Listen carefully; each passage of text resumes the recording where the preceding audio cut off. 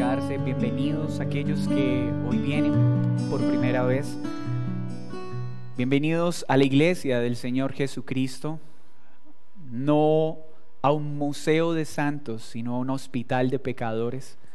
Esa es la iglesia, no un lugar donde se reúnen personas perfectas, un lugar donde se reúnen pecadores a adorar al Dios perfecto, aquel que es digno de toda alabanza y de toda gloria. Estamos estudiando entonces por la gracia del Señor la preciosa carta que escribió el apóstol Pedro a la iglesia. Y hemos visto durante este tiempo varios aspectos de esta carta. Acompáñenme en esta mañana a Primera de Pedro, capítulo 1, versículo 10 al 12. Primera de Pedro, capítulo 1, versículo 10 al 12. Y mientras yo leo para ustedes, le invito a que lea y se cerciore de que lo que estoy leyendo sí corresponde a lo que la Escritura dice, pues es la palabra de Dios la única fuente absoluta de toda credibilidad. Y por eso debemos leerla y confiar en lo que ella dice. Primera de Pedro, capítulo 1, 10 al 12. Los profetas que profetizaron de la gracia destinada a vosotros inquirieron y diligentemente indagaron acerca de esta salvación, escudriñando qué persona y qué tiempo indicaba el Espíritu de Cristo que estaba en ellos, el cual anunciaba de antemano los sufrimientos de Cristo y las glorias que vendrían tras ellos. A estos se les reveló que no para sí mismos, sino para nosotros, administraban las cosas que ahora os son comunicadas por los que os han predicado el Evangelio por el Espíritu Santo enviado del cielo, cosas en las cuales anhelan mirar los ángeles. Señor, muchas gracias por esta preciosa porción. Gracias por esta, la única palabra profética segura y confiable. Gracias porque en ella tenemos todo lo que necesitamos para permanecer firmes en medio de este mundo caído. Concédeme la gracia de exponer fielmente hoy tu palabra sin agregar ni quitar nada, pues la única forma en la que te honraré adecuadamente será sometiéndome al mensaje que tú has establecido para tu iglesia. En el nombre de Jesús, amén y amén. Pedro en la primera sección de su carta ha presentado con lujo de detalles esta hermosa salvación. Ha presentado las razones para que el creyente, mediante el sufrimiento que experimenta por ser fiel a Cristo, tenga una esperanza viva que lo anime a permanecer firme hasta el fin.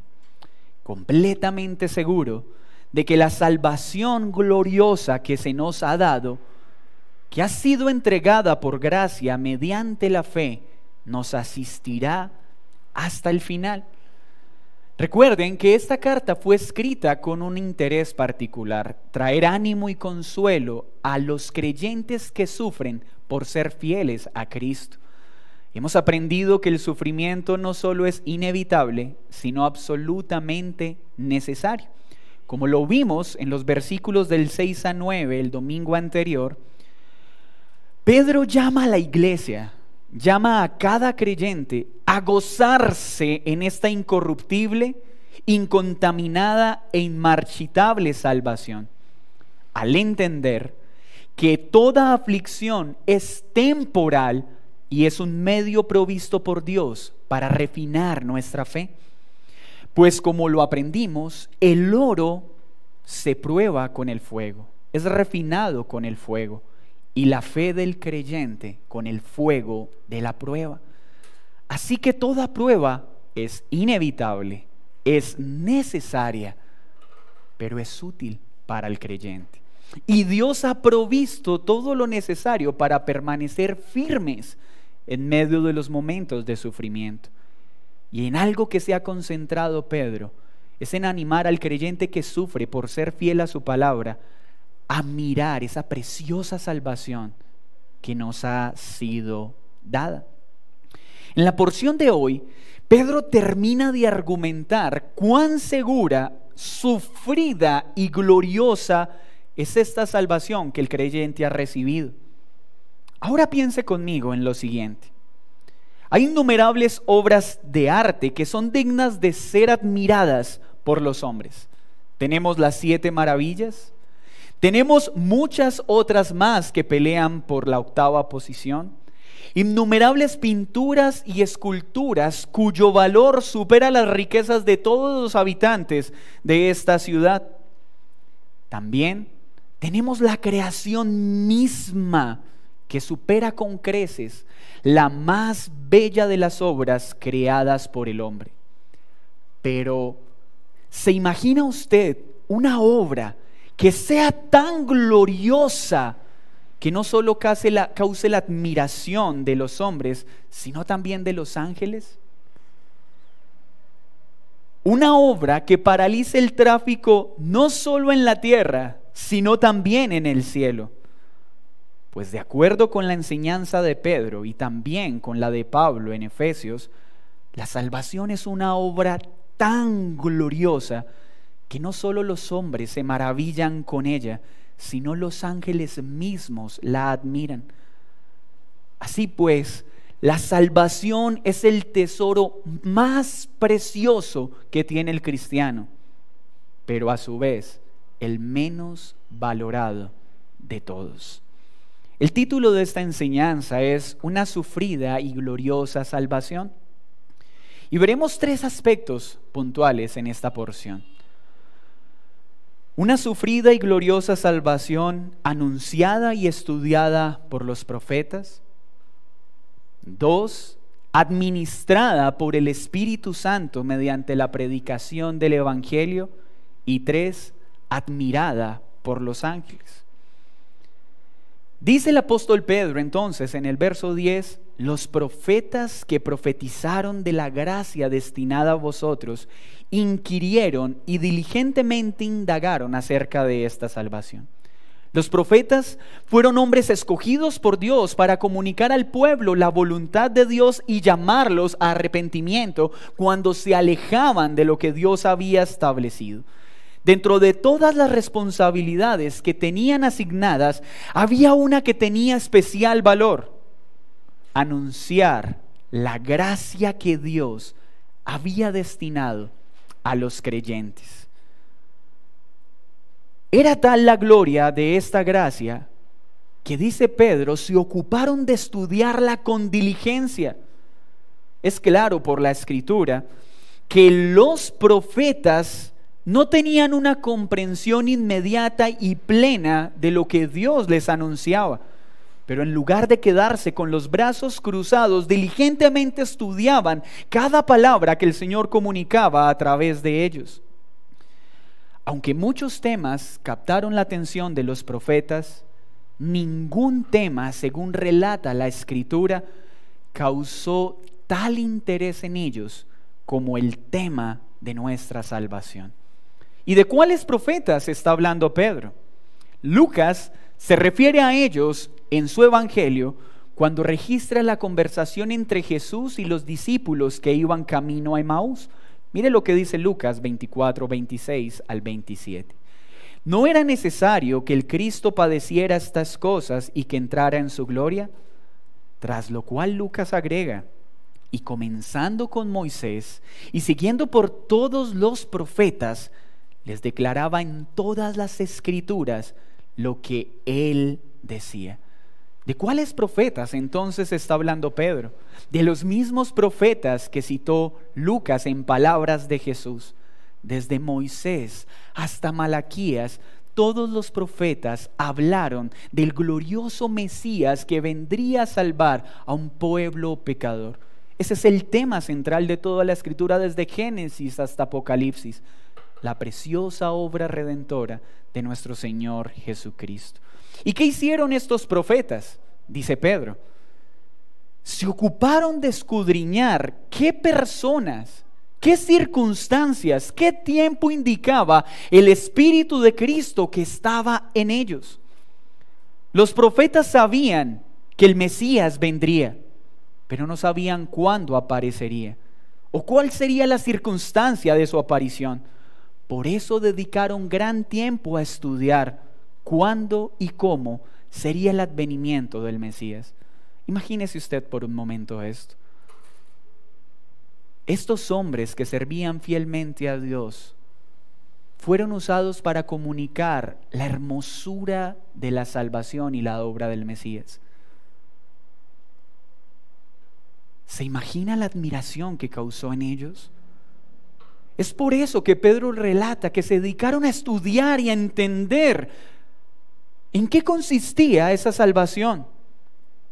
Los profetas recibieron esta revelación. Isaías profetizó acerca del nacimiento del Mesías, de su ministerio, de su sufrimiento y de su muerte. Miqueas predijo el lugar del nacimiento, Belén. Y cuando ellos profetizaban, estaban llenos del Espíritu Santo. Mire lo que dice Jacob en el lecho de su muerte. El cetro no será quitado de Judá, ni el bastón de mando dentro de sus pies, hasta que venga aquel a quien pertenece y la obediencia de las naciones sea suya. ¿O qué las palabras de Daniel? Al interpretar el sueño de Nabucodonosor, dijo: en el tiempo de esos reyes, el Dios de los cielos establecerá un reino que no será destruido nunca y dura. Ubíquese en el tiempo de los profetas. Exilio, persecución, pecado, muerte, reinados imperfectos, corrompibles por el pecado. Y Dios de repente, por la llenura del Espíritu Santo, les hace anunciar un día en que habrá un rey perfecto, un día en que no habrá enfermedad, ni muerte, ni llanto, ni dolor, un día en que el Dios gobernará plena, perfectamente para siempre. ¿Cuánto anhelarían estos hombres ser partícipes de tal hermosura? Por eso querían saber cuándo se manifestaría.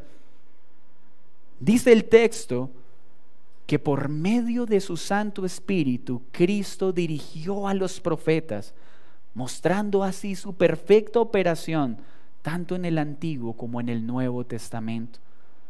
Cristo es el tema central en el Antiguo y en el Nuevo. Y aunque no es el tema principal, esta porción confirma la inspiración verbal y plenaria de toda la Escritura. Cada palabra de la Escritura es palabra inspirada por Dios, infalible, inerrante, digna de toda confianza. Pero también Pedro nos recuerda en esta porción que el Espíritu de Cristo que operó en los profetas también anunció de antemano los sufrimientos que el Cristo, el Mesías, tendría que padecer y las glorias que vendrían tras ello. Y esto es importante, querida iglesia, porque esta es una palabra que no nos gusta mucho: sufrimiento. Quisiéramos que no apareciera en nuestras Biblias. Pero no es accidental que Pedro, luego de hablar del sufrimiento del cristiano, ahora mencione en esta esperanza viva el sufrimiento de Cristo y las glorias posteriores.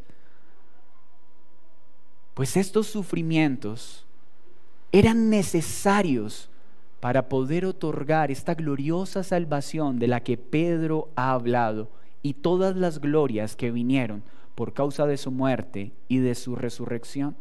¿Cuáles sufrimientos debería tener en mente el creyente? Muchos profetas mencionan los sufrimientos de Cristo, pero creo en lo personal que ninguno lo hace con tal precisión como Isaías 53. Acompáñenme a Isaías 53, versículo 4 en su Biblia. Isaías 53, versículo 4.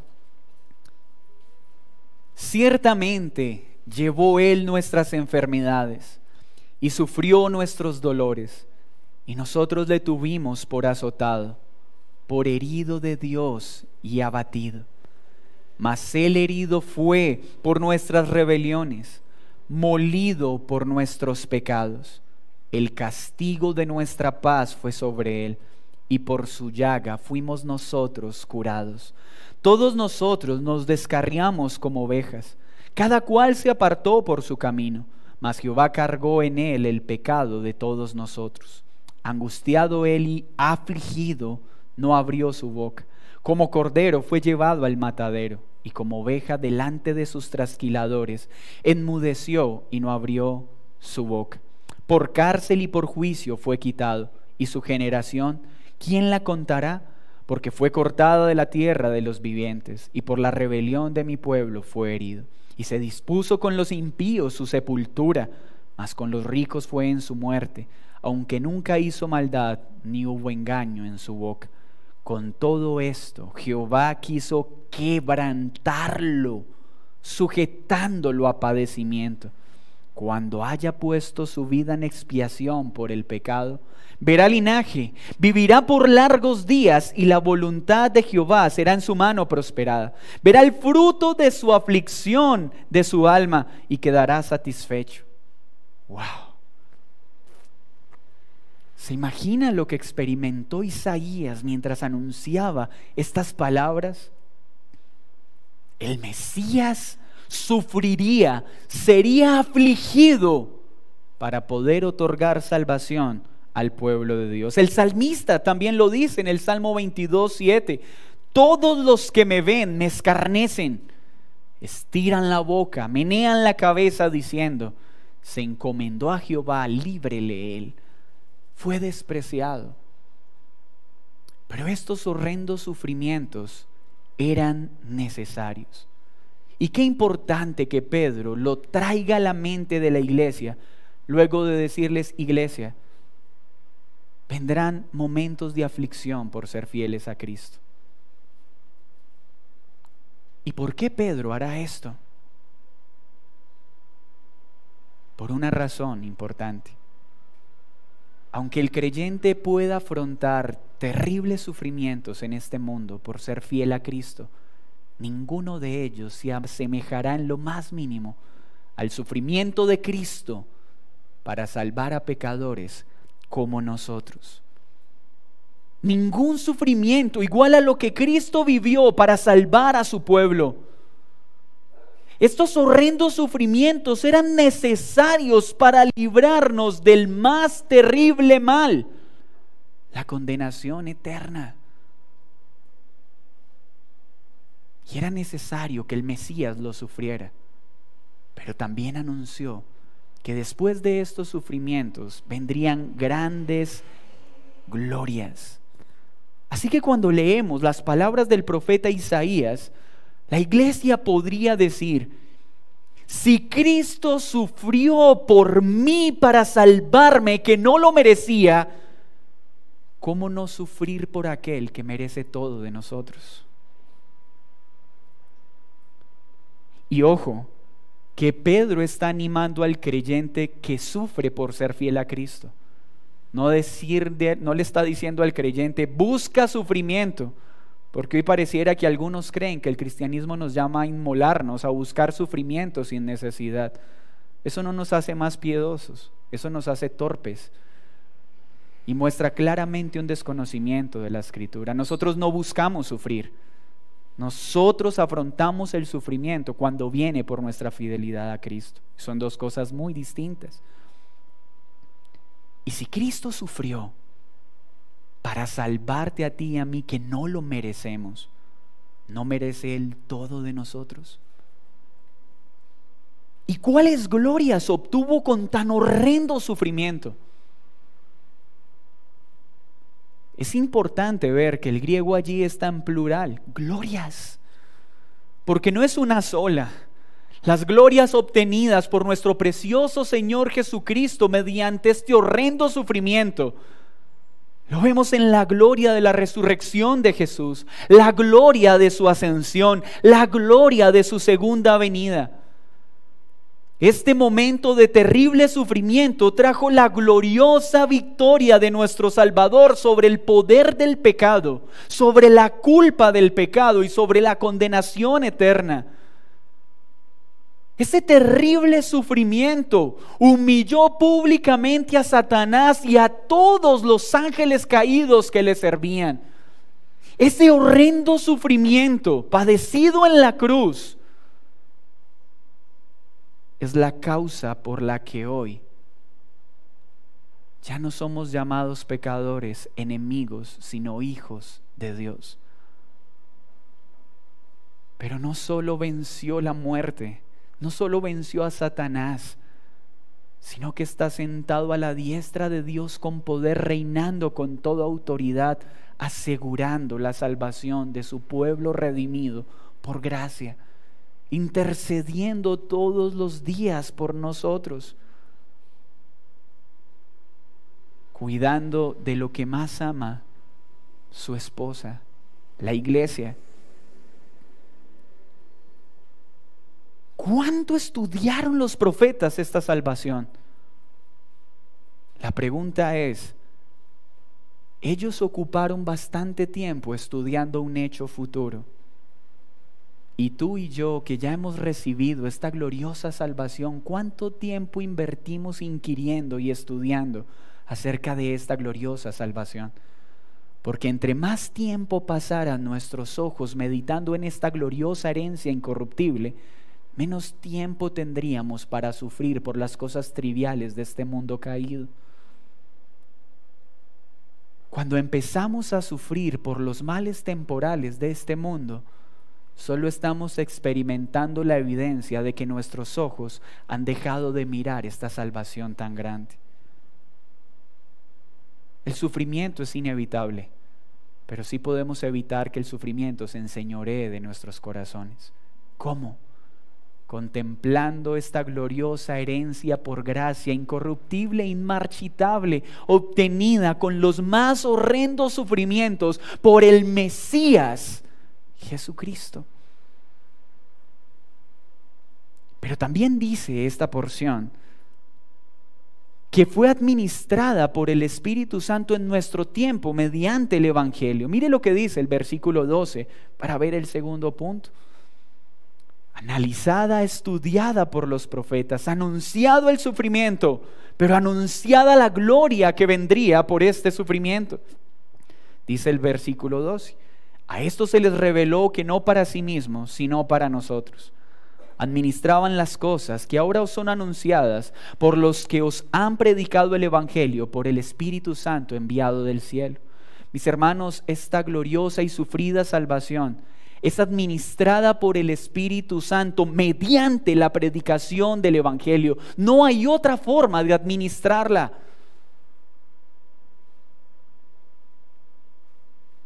Yo pienso en lo que experimentaron los profetas. Es como si a usted y a mí nos invitaran a recibir un hermoso regalo, a empacarlo, y de repente luego de empacarlo, luego de alistarlo, le dicen que no es para usted, sino para otro. Sería muy difícil. Aunque hoy entendemos que los profetas, al igual que los creyentes neotestamentarios, todos nos vemos beneficiados por la obra de Cristo en aquella cruz y gozamos de esa misma salvación. Pero ellos vieron que esto se manifestaría en un tiempo futuro. A los profetas les fue revelado por el Espíritu de Dios que esta salvación solo se podía administrar de una forma: por el glorioso Evangelio. La salvación efectuada por Cristo debe ser aplicada por el Espíritu de Dios, y no hay otra forma sino el Evangelio. Ninguna persona, escúchame bien, puede acceder a todos los gloriosos beneficios obtenidos por Cristo a menos que sea expuesta al Evangelio y a la poderosa intervención del Espíritu Santo. Es por esta razón que predicamos diligentemente el Evangelio, pero rogamos al Espíritu Santo que nos asista, pues no hay otra forma de salvación para el hombre. Pues Pablo dijo que el Evangelio es poder de Dios para salvación de todo aquel que cree. Así que el Espíritu Santo no administrará jamás salvación fuera de la predicación del Evangelio. Así como la predicación del Evangelio jamás producirá efecto en los hombres sin la operación del Espíritu Santo. Es por esto que cuando el Espíritu Santo descendió en Pentecostés, la primera acción efectuada por aquellos que lo recibieron fue predicar el Evangelio, para que todo aquel que creyera en él fuese salvo. Esto ataca la falsa idea hipercalvinista de que no debemos predicar el Evangelio porque Dios ya sabe cada uno de los que se salvarán. Eso es falso. Es una mala interpretación de la soberanía de Dios y un completo desconocimiento de la responsabilidad que tiene cada creyente de predicar el Evangelio. Claro que sabemos que Dios conoce cada uno de los elegidos, pero también sabemos que a la iglesia le fue ordenado predicar el Evangelio para que mediante el Evangelio sean añadidos a la iglesia.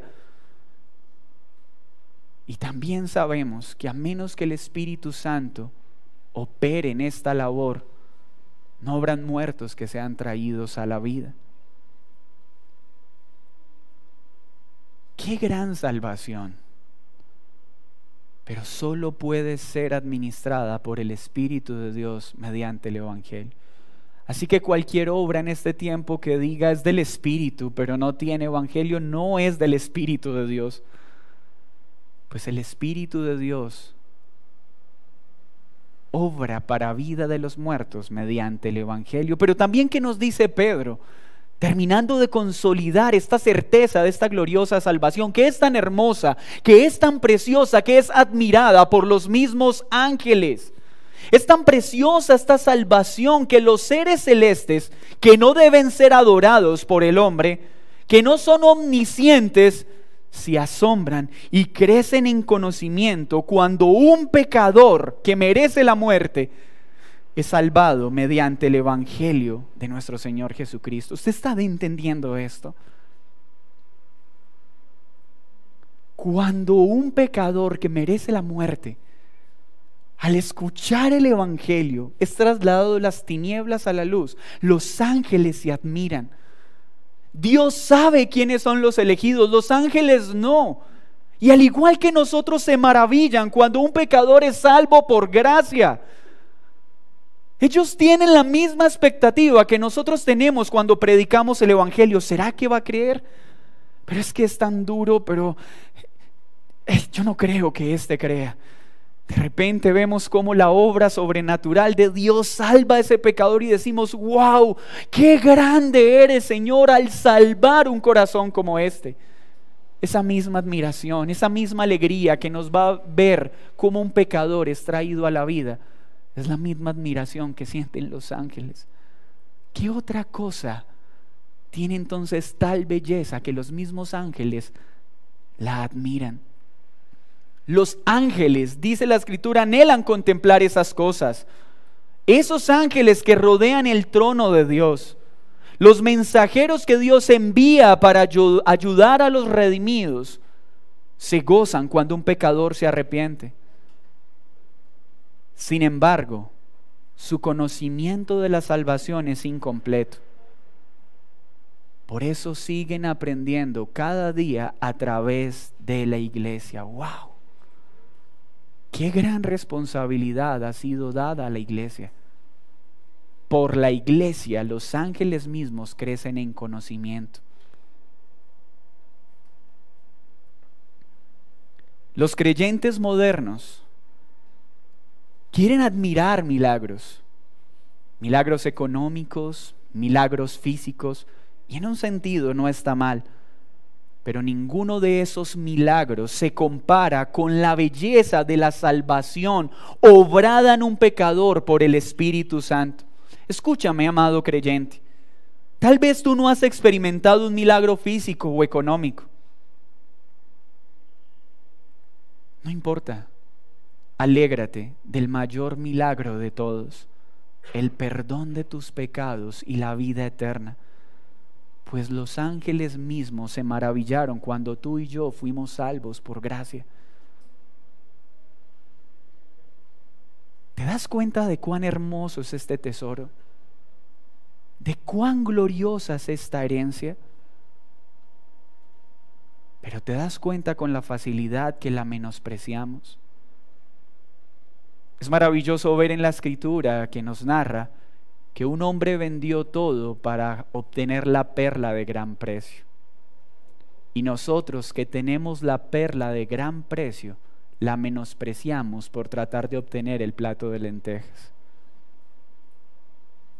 Qué irónico.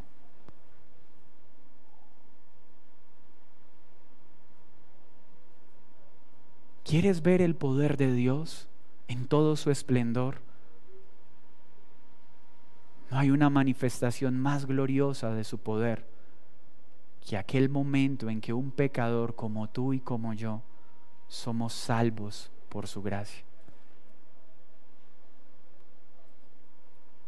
¿Qué debemos entonces concluir del interés del apóstol Pedro al afirmar esta hermosa salvación?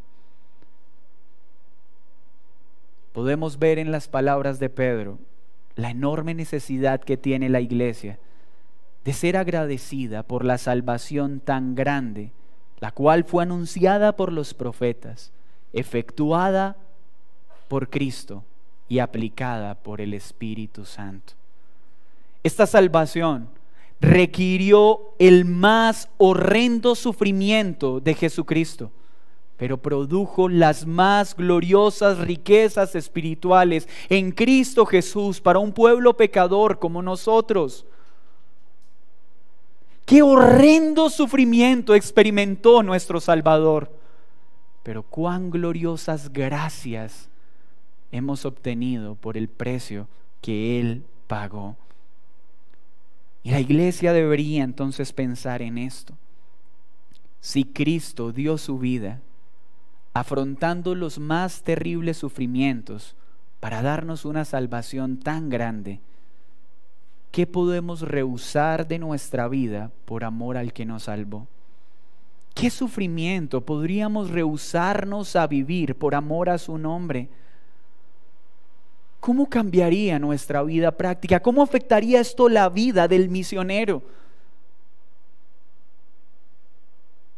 Oh, Señor, exactamente ahora cuando me ascendieron, ahora cuando tengo el trabajo que siempre soñé, ¿me pides que vaya a las misiones?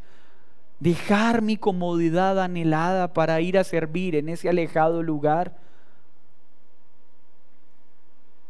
Pero si miráramos los horrendos sufrimientos de Cristo, qué fácil sería entonces para el misionero decir: oh mi Señor, ¿cómo he de huir el sufrir por ti si tú sufriste en aquella cruz para salvarme cuando yo no lo merecía?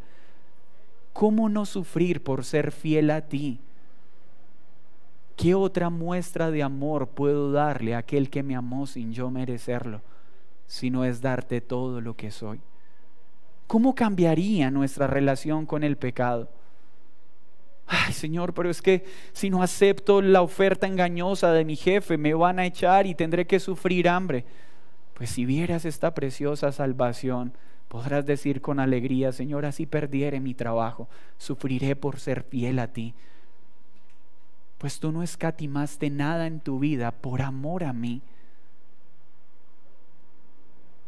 El pecado al final entonces termina siendo satisfacer una necesidad legítima de manera ilegítima, buscando el bien propio. Pero si miráramos a Cristo, no estaríamos buscando nuestro bienestar, sino honrar a aquel que murió para salvarnos.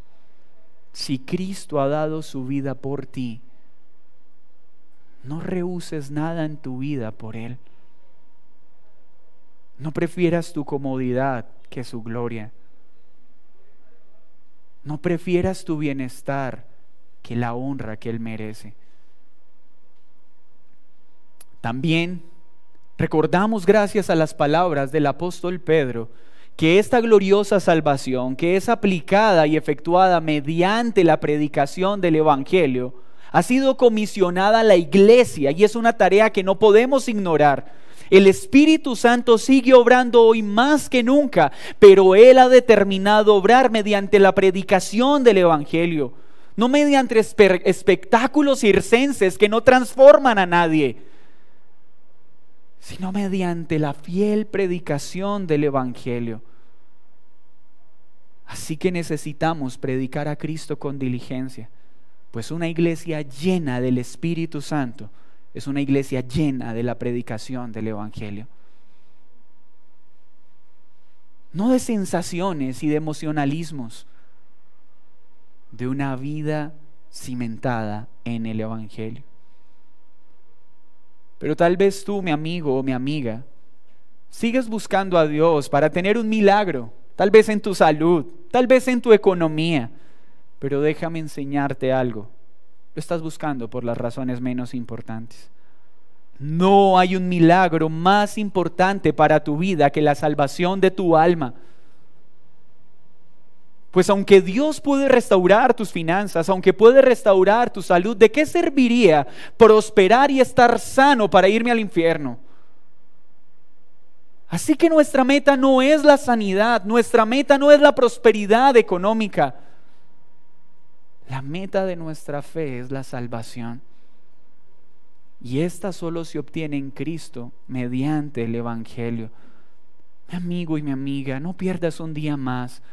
Coloca tu fe en Jesús, aquel que sufrió los más horrendos sufrimientos para salvar a un pecador como tú y como yo.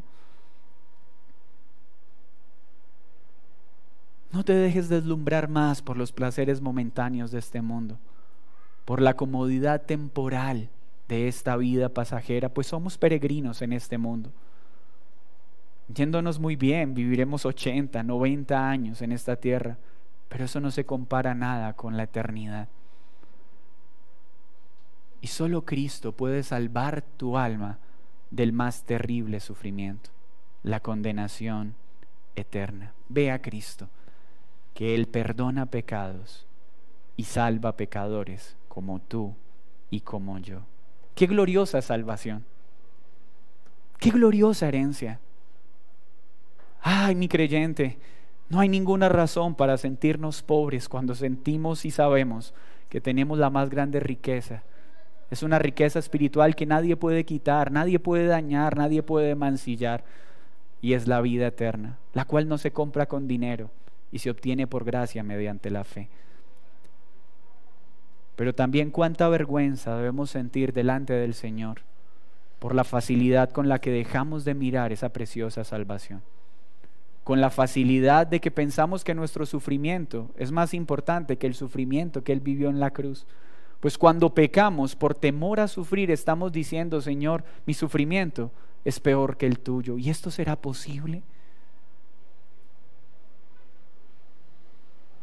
Este es un buen momento para que le digamos: Señor, perdóname, porque he puesto en primer lugar mi comodidad en lugar de honrarte con mi vida entera. Perdóname por no valorar esta gran salvación que me has dado por gracia, pero también ayúdame a predicar de este glorioso Cristo para que muchos crean y sean salvos. Señor, muchas gracias por este momento. Gracias por esa sufrida y gloriosa salvación de la cual habla el apóstol Pedro, la cual los profetas analizaron, estudiaron, inquirieron y hablaron de ella.